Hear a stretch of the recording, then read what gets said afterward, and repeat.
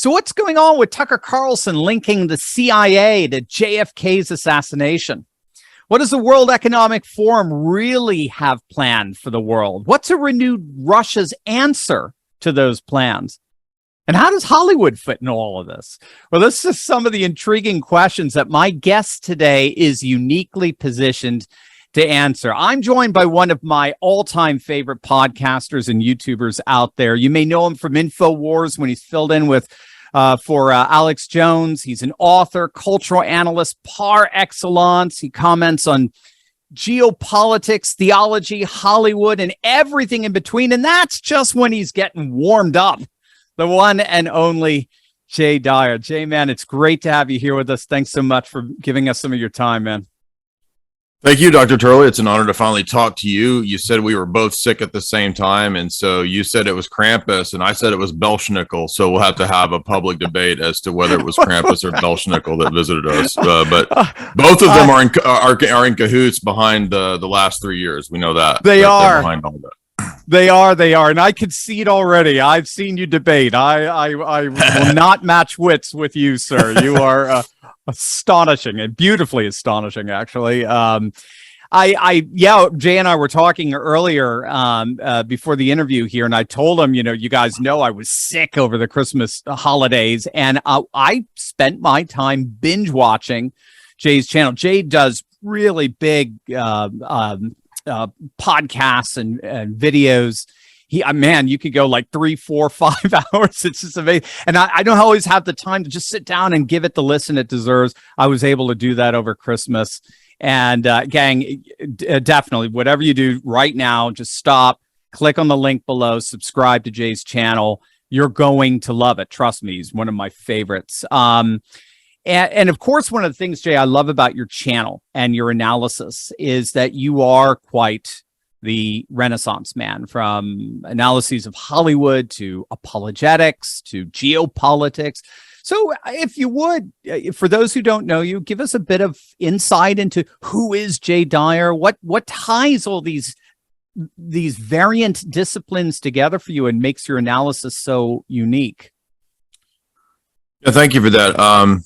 I guess I'm just kind of an eccentric guy who's really just putting out all of my interests, and they happen to, overlap in terms of multiple domains. And I studied a lot of philosophy and psychological warfare and film in college and in grad school, and that overlapped to really just be a fun, I would say, synthesis of all these different domains and looking at how they connect. I did a lot of research into how film is used as propaganda.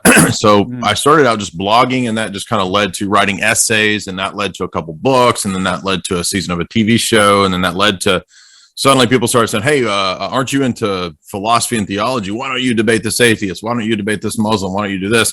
So it just kind of snowballed, and it turned into its own thing. And then here we are, several years later. Just got off a Timcast the other day, got to talk to those guys about geopolitics and technocracy and Klaus and World Economic Forum. So here we are several years later. I host, like you said, the 4th hour of Lord Voldemort, as we say. Yeah, He who cannot be named. I do that every Friday. Been doing that for 2 years. It's a lot of fun. And so that's what we do. We cover geopolitics. We do a lot of weird, goofy comedy and music. We cover film.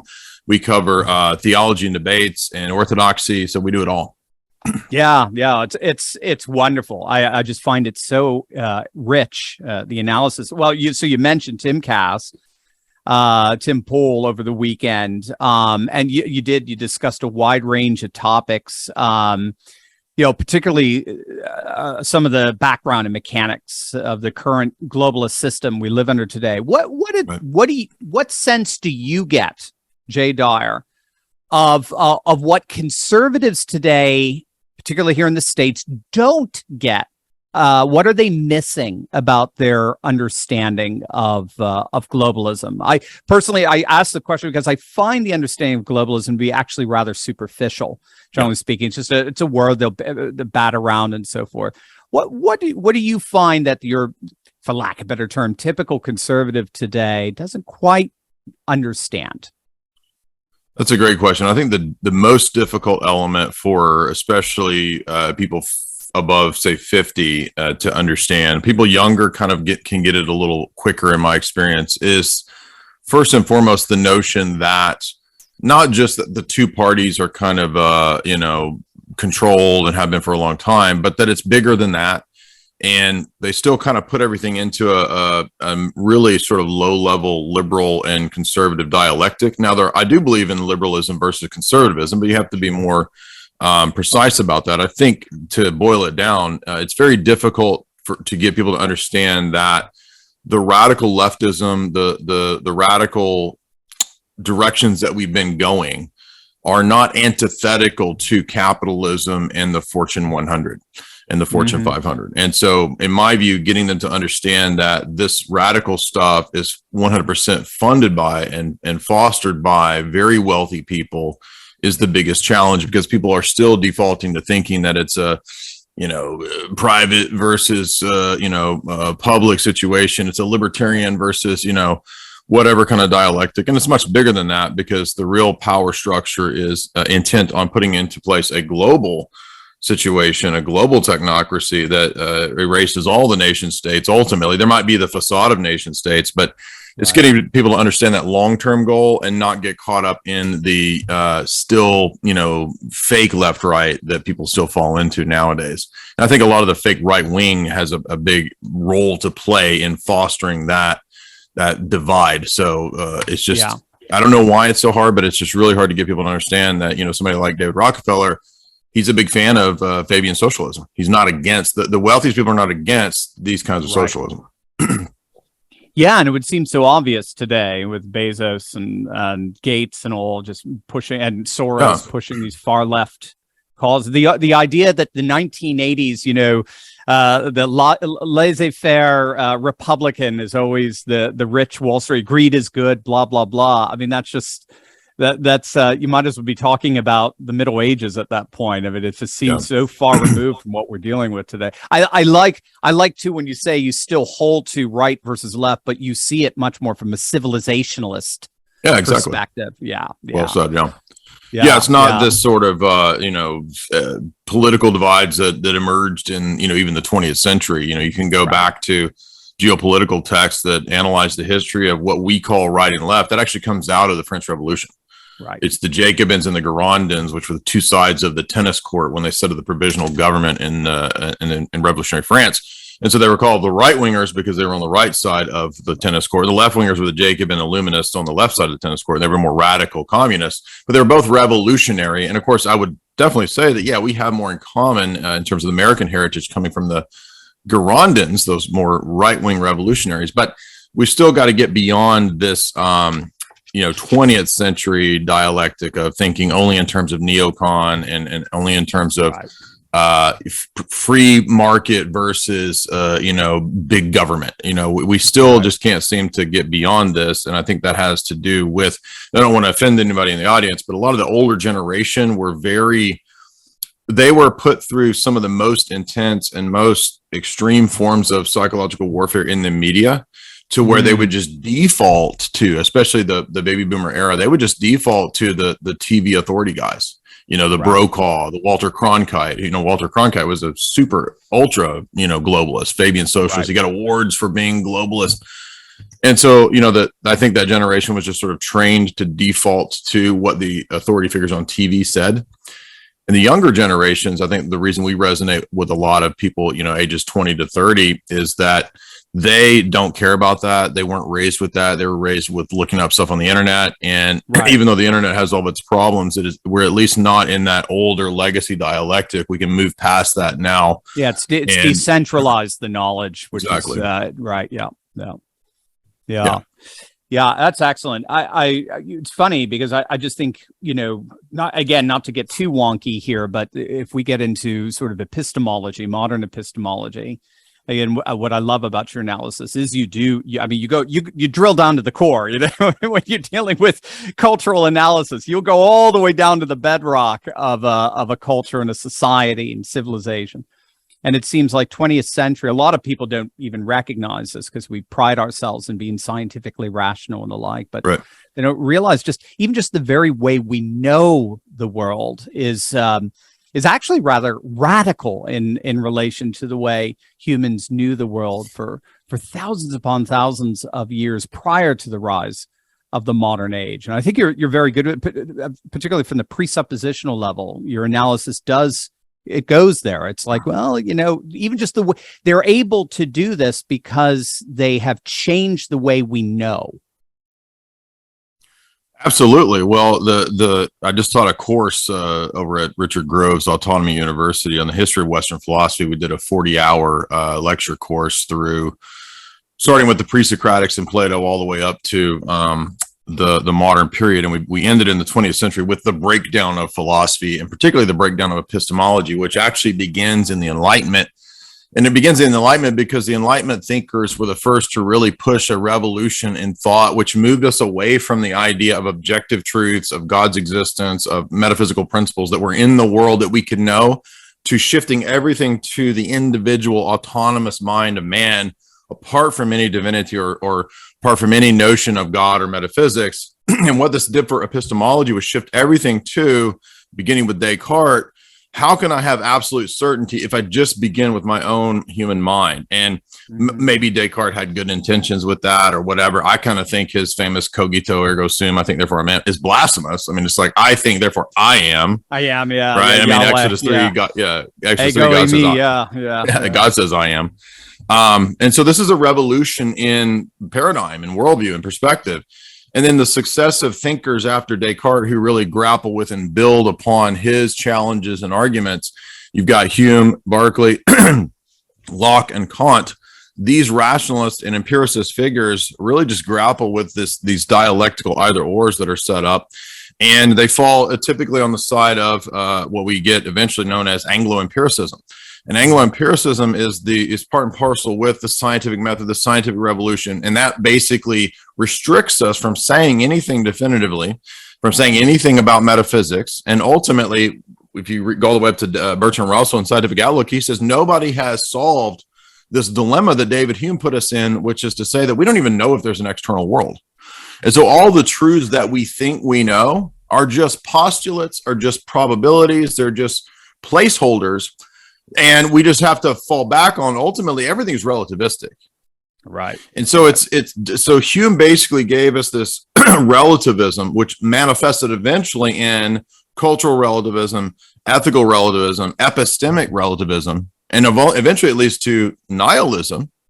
And so when we get to Nietzsche and Sartre, existentialism, all this kind of stuff, we just get a pure will to power. The state is happy to step forward and say, we will be the corporate state. We will be the arbiters of what's true and false. Right. And I think we saw this with the recent Roe v. Wade thing. The reason that was such an important position for those against the conservatives is that they really believe, and they have to prop up the idea that since there's no objective truth, the state now functions, the corporate state now functions as the arbiter of truth and falsehood, right and wrong. It's the God figure that has now stepped into the role that God and the church used to play.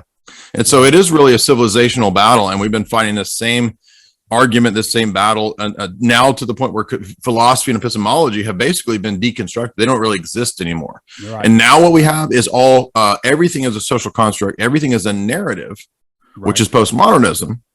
Right. And that's essentially, it's nihilism, basically. And then the state steps in and says, we will arbitrate truth, right, reality, and morals to you. Yeah. We're gone. I'm just reminded of what C.S. Lewis talked about in The Abolition of Man in the third book, when he described so beautifully, when he contrasted the difference between what we could call the classical world versus, say, the modern world. And it's in the classical world, the ultimate object of man was to conform his soul to the divine meaning and purpose all around him. And again, you had a built-in epistemology there, because knowledge begins out there. It doesn't begin here, right? Yeah. The logos doesn't begin here. It begins out there. There's a personal divine reality to which I am obligated to conform my life. And the way you do that is through wisdom, cultivating wisdom and virtue, and through prayer. But in the modern world, because we've erased that, exactly like as you were pointing out, through empiricism and the like, so we've erased that divine meaning and purpose. Now in the modern world, the chief end of man is to conform meaningless nature to my own ends and my own desires. And that requires a different means. And that means is science, technology, and the state, a new holy trinity, as it were. And even more radically, the magical thinking that Terence McKenna, the promoter of the mushroom, says. Terence says that really his philosophy of magical thinking is part and parcel with postmodernism, because since there is no reality that you're learning or discovering or adjudicating, you make it up, you impose it on the external world. That was kind of what Hume was saying. That was kind of what Kant was saying. That was the psychologizing of epistemology and philosophy. And so it just results in, we could go to Jean-Paul Sartre, the famous existentialist, when he became a self-described blasphemer, and he did this on purpose because he says, I now adopt self-consciously blasphemy, and he blasphemes God, and he says essence does not precede existence. And he's talking about the ancient and medieval view, what we could call, the civilizational view of Western civilization, Orthodox Christianity, etc. Now he's flipping that, and he's saying existence precedes essence, meaning that there's no external truths, natures, metaphysical principles that I learn or that I am imposed, that impose themselves upon me. Right. I impose this upon reality, and then it's only a short step from that to total postmodern nihilism and chaos, which is where we are now. Which is exactly where we are now. This is interesting. If the way we know, obviously, it has the potential of rendering us vulnerable to manipulation. I have been very impressed with the way Tucker Carlson of late has been bringing up things like the JFK assassination, bringing it front and center. He's the only one doing it, talking to millions upon millions of people on cable and social media. That's what I mean in terms of the only one doing it, in terms of the mainstream, as it were, of media. And he's making very interesting connections between the deep state today, particularly the CIA. You've been studying this stuff now for some time. What do you make of Tucker's assessment of the role of the deep state in Kennedy's killing? Well, I guess, that's just a fancy schmancy way of me asking you, who do you think killed Kennedy? Yeah, it's a great question. I've done a few podcasts in the last couple of years on this because that specific domain of studying the intelligence agencies and their influence in culture and in politics in the last century kind of inadvertently forced me to go down the rabbit hole looking into the JFK assassination, which is not really my forte. I put a lot of time and effort into things that occurred in the last 20 years. And I read a couple books, maybe 10, 15 years ago on the JFK assassination. But there was this whole fascinating trek that I went down in the last 2 years studying the history of organized crime. And I got into that because of the usage and connections with the CIA and the intelligence agencies with organized crime. Operation Underworld is a famous thing. There's books that have just come out about Operation Underworld, which is the linking of the intelligence agencies with various organized crime networks, which have been going on all the way back to World War I. And that inadvertently kind of got me into looking at this collaborative effect, I think, which is what is, in my view, the best explanation when we look into people like Sam Giancana, Momo out of the Chicago outfit. And we look at Carlos Marcello, which ironically, maybe 20 years ago, Bill O'Reilly, of all people, when he was at Inside Edition, had done these really deep dives into Carlos Marcello. Interesting. Yeah. And he had basically, I think, fingered who was really involved in this. And it even comes up in those old O'Reilly pieces that it was a collaborative effort between elements in the CIA, not everybody in the government, just elements in the CIA who were involved in black ops and this kind of stuff, working for higher, wealthier people who, for various reasons, I think it was a confluence of interest. It was people in the CIA. It was people in organized crime who were not happy with Bobby Kennedy going after the mobsters after they helped get the Kennedys elected. And then we've also got other figures in other foreign nations who had an interest in getting rid of JFK. So in my view, it was that confluence of interest. And I'm so happy to see Tucker, covering that kind of stuff for a very, a very mainline audience. Yeah.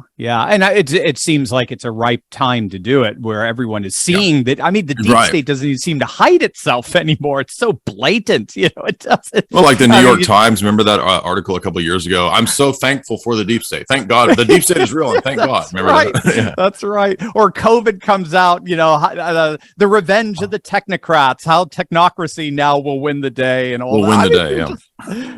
You just sit there and go, see, you're not even hiding this stuff anymore. And he's willing. He did one I thought maybe it was Thursday night, Friday night. Might have been when you're on with Tim Pool with Richard Nixon and how they got rid of Richard Nixon was the most popular president in history. He won by a larger percentage of the popular vote and electoral vote than any prior president. And then within months, he's out, he's gone. And what was going on there, and who's he getting replaced with? Well, somebody was on the Warren Commission with Gerald Ford, and he's making all of these wonderful connections, and people, I think, are very primed right now to say more than they've ever been, just like you were pointing out, the epistemological element of the last generation, more than they've ever been. They are very primed to say, damn, that's exactly right. That's what's going on with democracy's dead. There is something much deeper going on here. Yeah, there's a deeper national security apparatus that was constructed right before World War II that has an immense amount of power and control and influence. And I've been doing deep dives into the history of the Fabian Socialists, the Lord Milner circles, the Rhodes circles, and that was who was really behind this secret intelligence apparatus that was set up. They were really pushing for it under Wilson when the Federal Reserve Act was passed. Congress at that time was awake enough to actually stop the full internationalization of the U.S., but they then achieved that through these kind of covert means with these British intelligence agents like William Stevenson and Bill Donovan, working with them, Noel Coward, Ian Fleming, all these these individuals that I'd never expected would be involved in that stuff when I was studying film, and I was studying James Bond as propaganda in my grad classes, and then I'm noticing that. Why are all these guys? They're called the irregulars. Why were they coming over to the U.S. and Noel Coward and these guys and meeting with, these high level corporate people, Disney, meeting with Bill Donovan? What do they have to do with us? Well, that's that special relationship which goes back to the intention of a lot of these older British elites who wanted to, at the turn of the century, 1900 or so, they wanted to resurrect and reestablish a British imperium throughout the world, which they called the Commonwealth of God, according to Lord Lionel Curtis. And that didn't really pan out. And so what they did was they aligned themselves with the really wealthy industrial families, the Rockefellers, the Morgans, and so forth, to have this kind of superstructure. That is the what's known in geopolitics by the term. It's not a conspiracy term; it's the actual term. The Atlantis is power block. Right. And so that what they want to do is set up this machine in the background that could run on the basis of these steering committees and roundtable groups that would steer the U.S. the way they wanted, not the way that the people want to go. Right. And that's exactly what the deep state is. It is that apparatus. And so that's what I've kind of been going into a deep dive into the last several years, because we lectured through the totality of tragedy and hope, which is a nightmare of 1,300 pages of just extreme technicality and boringness. And we did that in, I think, about 16 hours worth of lectures back about 6 years ago. So I kind of took that as my sort of launch pad text. And then that spawned, a lot of lectures through a lot of these other texts. But that's what's going on in my view. That's where that deep state comes from. Yeah, I knew, well, the analysis that I've been privy to definitely centers it around World War II, coming out of World War II. But I always wondered if it was making its way. I mean, I've read it was, it's called the Inquiry down into 1913 and all that. Yeah. This is where odd Colonel. Because, I'm sorry. Go ahead. No, I was just going to say this is where Colonel Edwin Mandell House comes into play, because he was the one of the agents of the British elite to he was basically the handler to Woodrow Wilson. And so a lot of those initiatives that Wilson was pushing that he didn't get through were at the behest of House and his higher ups. And this is all on record, by the way. And then the intelligence establishment at that time was a bunch of academics in these circles known as the Inquiry. And so, although we typically think of the OSS first and then the CIA, actually the Inquiry was the first private intelligence network set up during the Wilson administration. And that was really the model for what would become eventually the OSS. And then the CIA. Correct. Yeah. That is so fascinating. I was going to say, it seems so strange too, because ironically, again, the contrast between what's happening behind the scenes of what we thought was happening is, if I recall, in the 19-teens, we had probably the most populist Congress. Imagine with the backlash against what was happening in Europe, what Wilson wanted to do in Europe and so forth.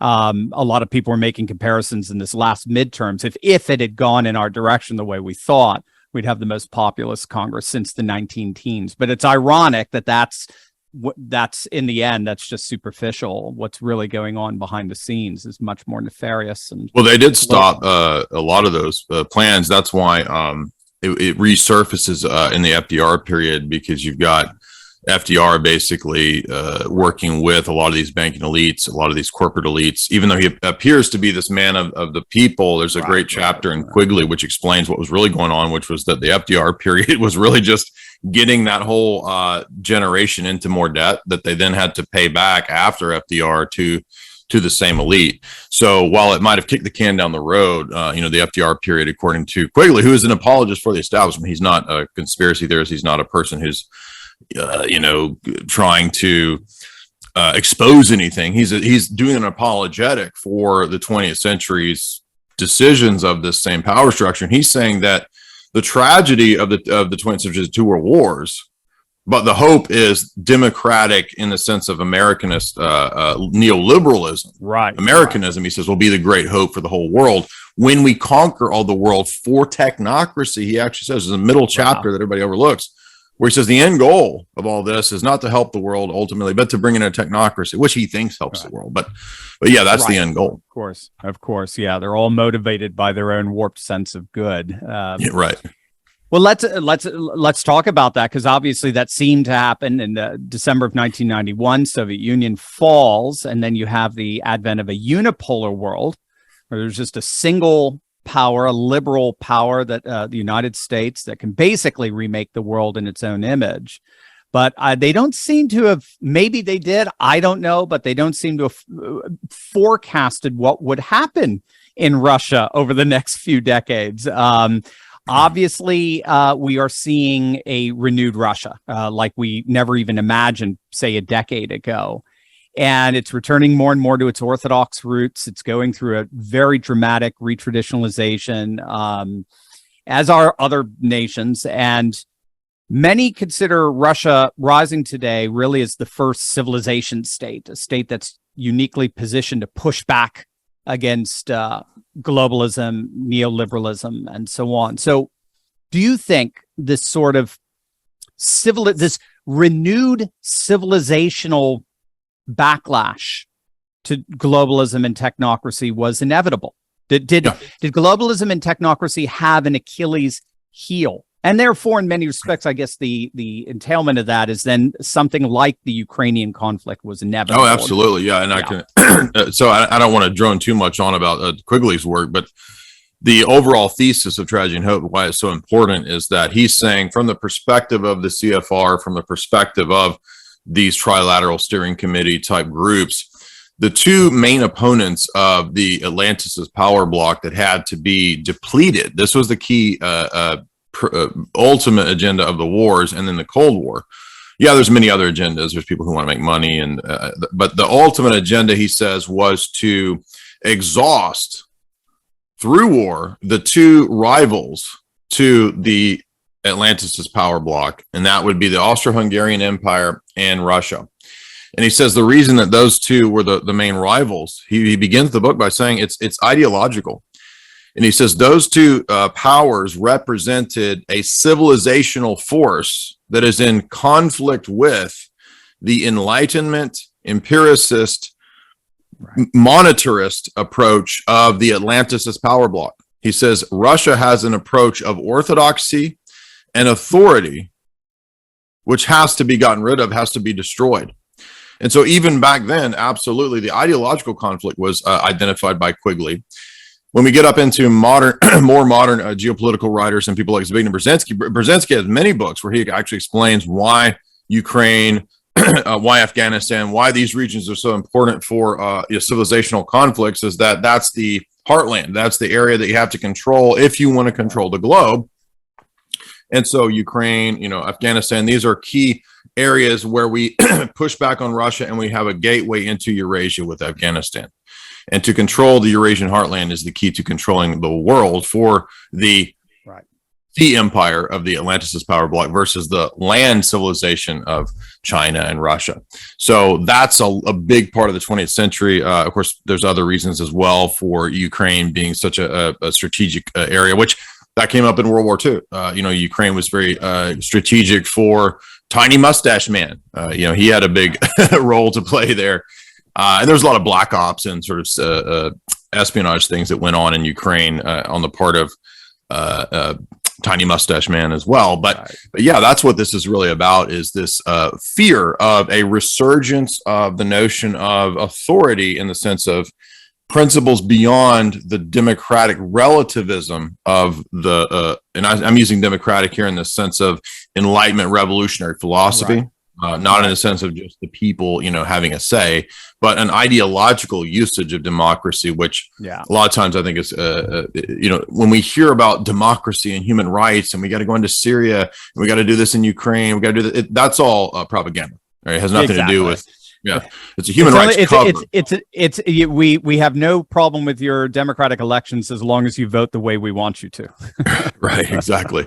Yeah, and so that's what's going on there. That's the color revolution model there in these other countries. And so, in my view, the Cold War was really, I'm not saying there weren't people fighting at a real sort of espionage level and all that, but the goal ultimately, especially when we get into these figures like Kissinger and Brzezinski, was in my view, is a kind of a third way. They wanted this synthesis out of all of that would get rid of all of the powers and bring us into this world federation, this world technocratic state. And so you can go all the way up to 2006, Jacques Attali, the famous globalist writer, who's the Kissinger of France. He's known as he's the sort of the mentor to various French presidents the last 20 years. And he wrote in his book, Brief History of the Future, he said that the main concern that we would have in terms of bringing in this technocracy is that, he says, by 2030, by 2040, the possibility of certain states returning to their Christian roots. That's what he says. Oh, wow. My heavens. Yeah. So they really feel like with the rise of Russia, and even in a sense, Neo-Confucian China and neo-Hindu India, neo-Ottoman, anything traditionalist. Yeah. It's like they're not even just taking a couple of steps back. They're taking, an entire millennium back. We're supposed to be going into a post-traditionalist world, and you're taking us back in spades. It is a fascinating thing, and it does explain, I think, to a certain extent, the visceral hatred of Russia, which is fascinating to me.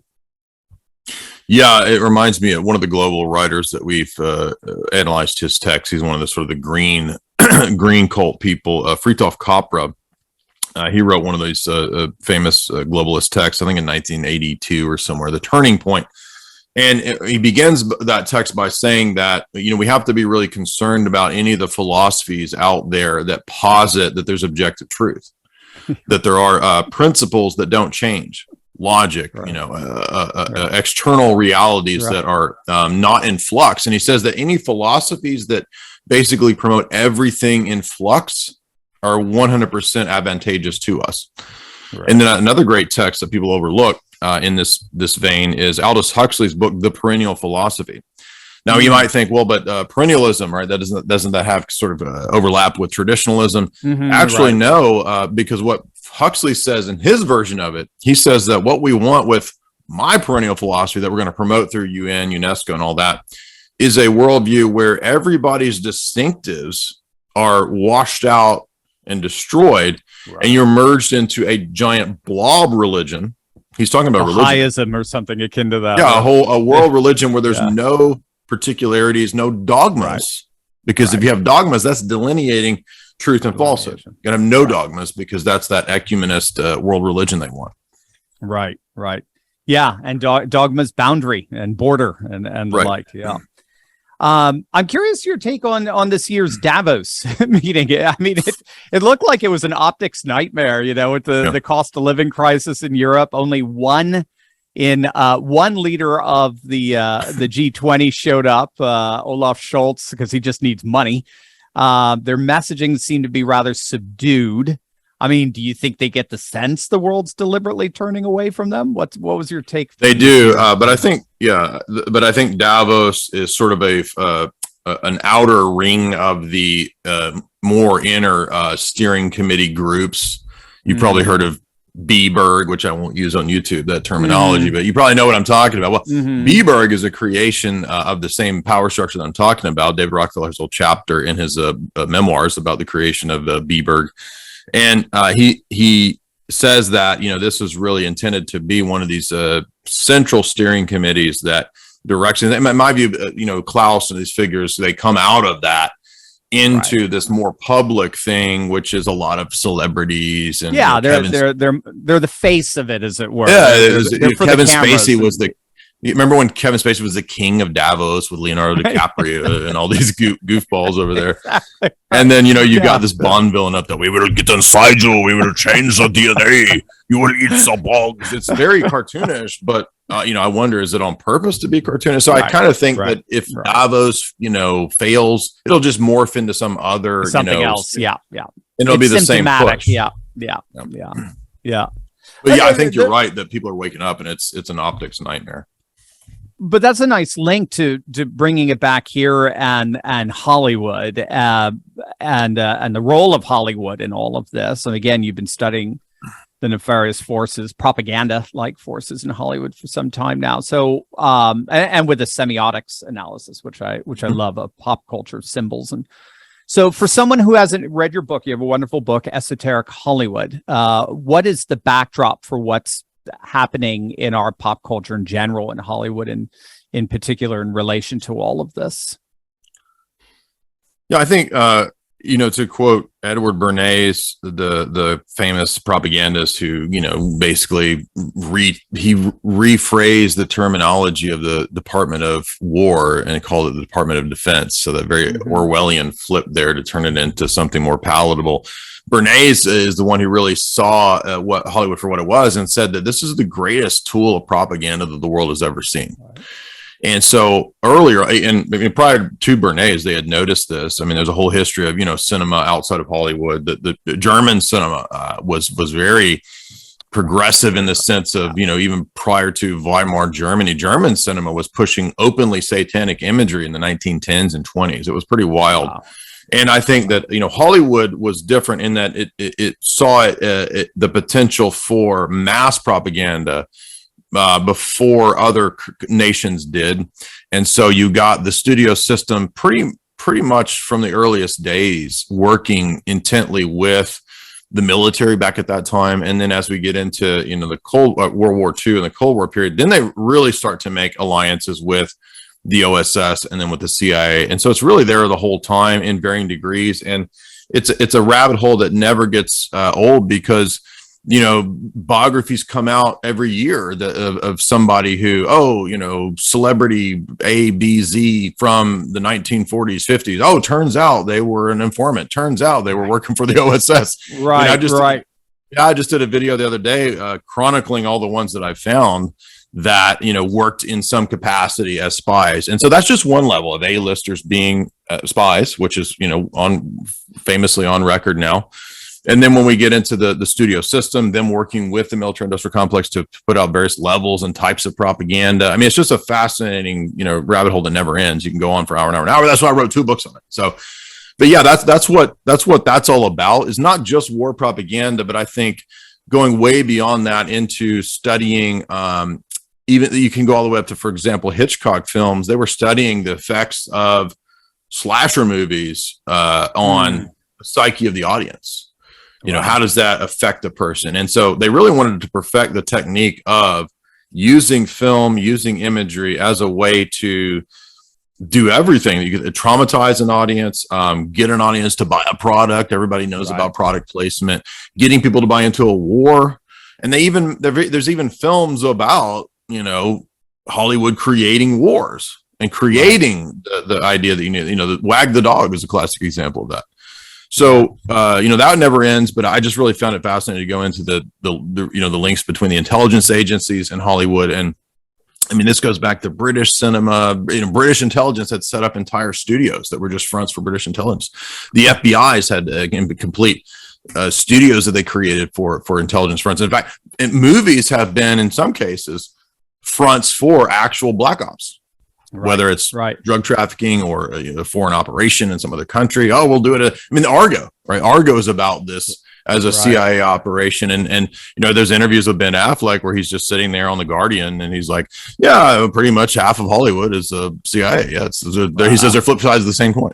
So, it's so fascinating because, I mean, it does have such a civilizational history. You go back to the Athenian theater and how it was in many ways a propaganda tool in the best sense of the word to spread Athenian ideals. Plato talks about how literature, art, architecture, music, poetry, all of these things are all for the revelation of the good in his own particular Platonic way. And you just that natural connection. We don't just have movies. We don't just have sitcoms. They are part of a larger civilizational context. And what I love about your analysis is you're really connecting the dots in terms of a globalist civilization. I mean, one of the first things we've been seeing from Bollywood in India and Russian films and Chinese films is the renewal of traditionalist theater coming back and the celebration of classical traditionalist themes and so on. And if you're going to bring your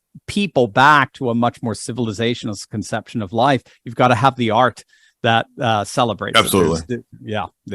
And in fact, we just did an interview. My priest helped me set this interview because he's good friends with Tarkovsky's son, and we've been doing these interviews with him on the corpus of Andrei Tarkovsky's films. We started with the documentary that he did. Next up, we're going to do Rublev. And those are, in many ways, subtle traditionalist films. And, his son is really sort of explaining that these were all made during the Soviet period, so they couldn't outright be overtly religious. But if you pay attention to the themes, they're very subtly pushing us back towards tradition, pushing us back to these ideas that you're talking about. And there's this, funny story that I had about that when he went to the Cannes Film Festival, I think in the late 70s, early 80s, the Soviets had actually sent another director that they wanted to win that was actually more overt propaganda. So they really wanted to sabotage his films because they started seeing them as too religious and too much in that vein. And so, I think that's the Rublev and Tarkovsky are great examples of that. And I've been happy to be doing those interviews with his son. But that's wonderful. That's what's happening. Wonderful. You're absolutely right.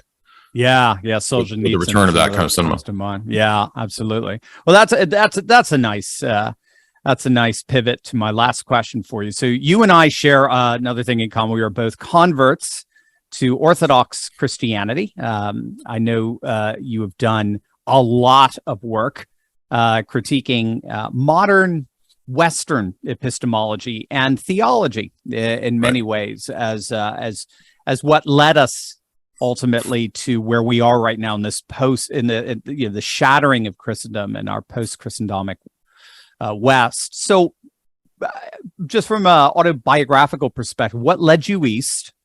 And then how does orthodoxy for you, how does it provide frames of reference that can provide civilizational renewal here in the West? Well, I was raised Protestant, raised Baptist. So by the time I was 18, 19, I wanted to get more serious about that, look into the history of the church, the history of how the Bible came to be. And that really put me in this quandary when I was a young guy looking at, well, I'm either going to be Roman Catholic or I'm going to be some kind of Protestant, because at that time this was, the internet wasn't really as prevalent as it is now. This was 2002, 2003. So there was the internet, but it wasn't everywhere. And there weren't as many resources. So I just started looking into the church fathers themselves. I thought that was going to be probably the best way to figuring out what was the Christianity of the first 1,000 years. Because if that's what we have in common between, say, an Orthodox and a Roman Catholic.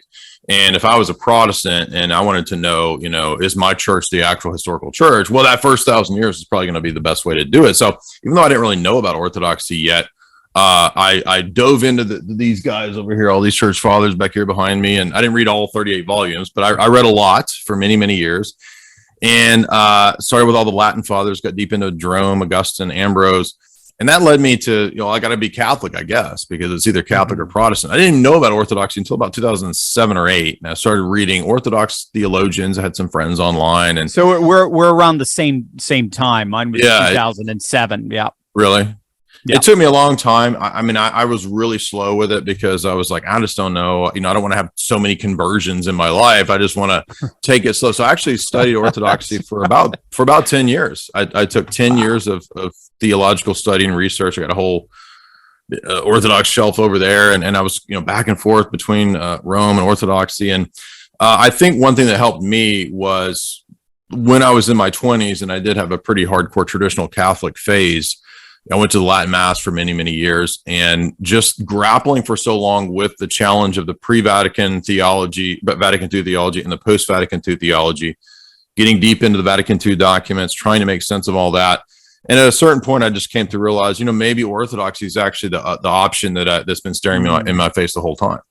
And so, again, even that, I took many, many years visiting many, many Orthodox churches before finally coming into the Orthodox Church. I think 2017, 18 is when I first came in officially. I almost came in 2007, but I was like, I'm not ready to do it yet. But yeah, so that's the autobiographical approach. Was that for me, it was mainly a question of historicity, church fathers, the theological trek of the East and the West, who was more faithful to that first 1,000 years of Christianity, which I think is unquestionably the Orthodox Church. Right, absolutely. So what about frames of reference that can help us out of our civilizational crisis? What does Orthodoxy bring that's unique to that? Well, if we don't want to get too deep into the theology, we can. But if we were just talking about civilizational frames of reference, I would say that I was kind of baffled, I guess you could say, in studying, because I have a history degree as well. In studying history, we never talked about Byzantium. Mm-hmm, so here's this giant empire that we never talked about in my secular university education. I had to go buy my own books on Byzantium and read on it and study it. We never had any classes. Nobody even talked about it. When you do philosophy, even, for example, in the secular university, you go from Plato, Aristotle, pre-Socratics, all that, maybe a little bit of Augustine, and then you skip to Descartes. You go to Descartes. Right. So nothing happened for 1,000 years. I mean, like, what? That's right. And I actually complained. I complained to the department. I was like, why are we not studying anything, early and late Middle Ages? And they were like, well, we're told what to put up there. So it's like a top down, right presupposition that nothing was relevant in that time period, even though Byzantium is an amazing civilizational situation. So the more that I got into Byzantium and the collapse of Byzantium, actually, the more I found civilizational reference for things like balancing nation state with a larger Orthodox idea. And if you get into the history of why Byzantium fell, a big part of that was individual nation states and individual ethnophilotism contributed. Not the only thing, but it contributed to the collapse of Byzantium. Right now, I'm reading a great book from an academic that's basically vindicating everything that the Orthodox position says. This is a Cambridge academic text, and it's called Radical Platonism in Byzantium. And I'm about halfway through this book, and it's actually arguing that the collapse of Byzantium through certain Platonic and Neoplatonic figures, leaving Orthodoxy and going to a kind of atheistic Platonism and esotericism, he says, is what prepared the way for the French Revolution, the socialists who were influenced by Spinoza and these kinds of figures. That's where we get the Jacobin Revolution, is out of this collapse of Byzantium.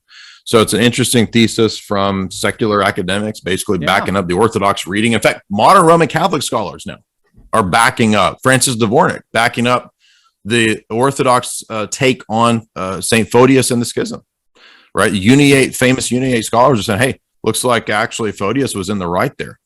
And Vatican II is a big bunch of kind of admissions in many places, trying to admit collegiality, synodality, to admit this limitation of the Bishop of Rome in the first 1,000 years. So civilizational references, I think, can be really pronounced when we look at what's called sometimes the first Europe compared to the second Europe. Okay, Byzantium would be representational of the first Europe.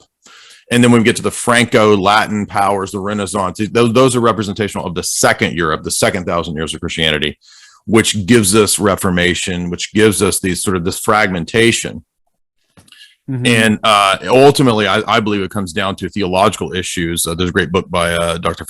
Philip Sherrard called Church, Papacy, Schism, where he goes into the ideological and philosophical predecessors to the schism based around the Filioque. And that's intimately tied to the rise of the Gregorian era of the papacy. Those things go together ideologically. Right. Yeah, right. Proceeds from the Father and the Son, and then the vicar of the Son is the Pope, right? Yeah, it's almost like the rather than the Holy Spirit being in that imminent office of guiding the church, which is what Christ talks about in Pentecost, right? When he sends, I will send the Holy Spirit who will guide you in all truth. Now we get a human juridical figure who becomes and takes on the office of the Pope. And just as it's almost like the Holy Spirit comes through the Pope to the church is what we get in that 11th and 12th century. Yeah. Right. I just say it's so fascinating reading the speeches or listening to the dubbed translations of Putin's speeches in particular of late over the last 10 years or so, when scholars notice he took this civilization of how much he emphasizes the moral integrity of a sustainable nation. If the nation is going to sustain itself, if we as Russians are going to come out of this bleak winter that we experienced for 10 years, under Yeltsin and so on, we're going to have an unshakable moral foundation for our lives. And then he's very clear what the ultimate symbol of that is. It is the Russian Orthodox Church. And it's just so fascinating because when you listen to that, you're hearing that classical frame of reference. Our ultimate goal is to conform our lives to a moral world around us. It's not to reconfigure the world to our own desires and ambitions. The West is trying to do that. No, we've got something wholly different here, which is ironically wholly familiar, which is the essence of what it means to be literally orthodox in and of itself. It's so fascinating because we just don't have anyone who even among our Christian, the Christian right, it's family values and so forth. It's all been amputated from the church, which is so fascinating, right? All the values seem to just kind of, it's a moral. They just kind of exist there in society, and there is no civilizational center for it, and Russia doesn't seem to have that issue. Yeah, because they understand it more holistically. They understand that these things are not piecemeal that stand alone, right? I mean, the culture war doesn't make sense, like you said, outside of the ethos of the church. Right. And the church is part and parcel with authority. Now, I'm not making the authority fallacy, because ultimately everybody, even if you're an atheist, you're going to ultimately appeal to some authority, even if you think it's your own mind, your own intellect, or the amorphous group. The amorphous science men, that's your authority in the lab coats who are your magisterium. I have no authority. Now submit to that. Yes. Now submit to my lab coat men. Yeah. That's right. The science is settled. They wear the lab. I'm not a postmodernist, but I think Foucault has a great point that we didn't really get rid of authority. We just switched from vestments to lab coats. There you go. That's true. And that's the new authority, right? Yeah. So the priest class. That's true. And some would even say the media today, right? The legacy media is a kind of clerisy class that now speaks with the same kind of authority as a. And I think we all saw sermonizing. The last 2 years, we all saw that the modus operandi of people that see themselves as secular and science following people, they're actually in a religious frame of mind. Right. Trust the science. That's a religious terminology. Yeah, it is. It's a statement of faith. Yep, absolutely. I believe in the separation between church and state. It's a creed. I mean, there's no way around it. That's just the way we're wired. We can't be otherwise. Well, Jay, I mean, I could talk to you for hours, my heavens, and I hope to in the months ahead. Gang, I couldn't recommend a channel more for you to subscribe to than Jay Dyer's. You're going to learn something new every single week. Every broadcast is rich in analysis. It's mind-blowing. And Jay's going to be an amazing addition to your weekly diet of information. So make sure you click on that link below and definitely subscribe to Jay's channel. Jay Dyer, thank you, sir. This has been amazing. We'll have to have you back real soon. And could I mention a couple of the books and things? Of course, absolutely. Yeah, please do. Yeah, so I do have a new book out on philosophy, kind of trying to recover the classic approach, medieval approach to philosophy is what I really wanted to do with this introduction. It's called Meta-Narratives, Essays on Philosophy and Symbology. So that book is out. You can go get that at my website. We'll be doing a live event if you're in we have some mutual friends in Texas. So February 11th, I'll be doing a big live event in Austin, Texas. You can get tickets for that. on my Twitter. Go to my Twitter or any of my other social medias. You'll see it posted prominently there. The Austin event, February 11th. And also my sponsor, chalk.com, 50% off. Use the promo code J50. They're a great red-pilled health-based company. So shout out to chalk.com. Shout out also to my new friends over at Grand Theft World, Richard Grove, who I just taught that classic philosophy course for. You can go get the access to that full. We do, I think, a better master class, right? A lot of these master classes, like you pay $500 for 3 hours. This is like 40 hours. So, it's I think a full on, we go through the whole history. Is it live? It's live, not, or is it recorded? There's both options. So you can do the recorded, or you can have me tutor you live as well. That option is there too. Sweet. Wow. Oh man. Come on, guys. Click that link below. That's going to be awesome. Awesome. Well, Jay. I really appreciate that. And everybody in my audience need to follow Dr. Trilly as well.